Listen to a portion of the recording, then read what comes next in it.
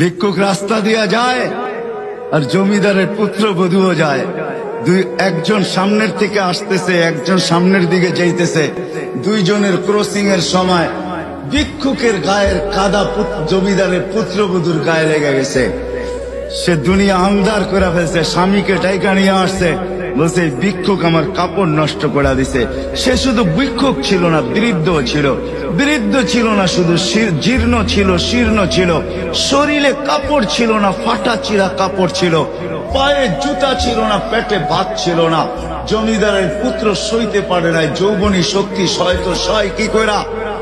তার স্ত্রীর গায়ে ভিক্ষুকের কাদা, বস সমগ্র শক্তিকে হাতে জমা করা, একত্র করা বৃদ্ধের গালে বসায়। বৃদ্ধ কিচ্ছু বলে নাই, শুধু উপরের দিকে তাকায় দুই তিনটা শব্দ উচ্চারণ করছেন। শব্দগুলা হলো ইয়া মাল্লাহ তারা হলো ওয়ুন, ও আল্লাহ চোখে দেখা যায় না। ও তারা কুল্লা শাই, তুই সব দেখিস। ফারা তারা মা বি, তুই কি দেখিস না আমার সাথে কি ঘটতেছে, এটা কি দেখিস না? বলতে দেরি যুবক, মরতে দেরি হয় না। জমিদার চলে আসছে, প্রতিশোধ নিবে। বৃদ্ধের একদিকে মুস্কি হাসি, একদিকে বলতেছে প্রেমের খেলা এমনই হয়।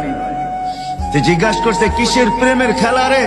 বলছে ওর প্রেমিকার গায়ে আমার কাদা লাগছে, পায়ের কাদা লাগছে, ও সইতে পারে নাই। যৌবনী শক্তি দিয়ে আমার বৃদ্ধ গালে বসায় দিছে। আমাকেও একজন ভালোবাসে, সেও সইতে পারে না, সেও সইতে পারে না। ও তো থাপ্পড় দিয়া খেলতো, সে জান নিয়ে নিছে, জান।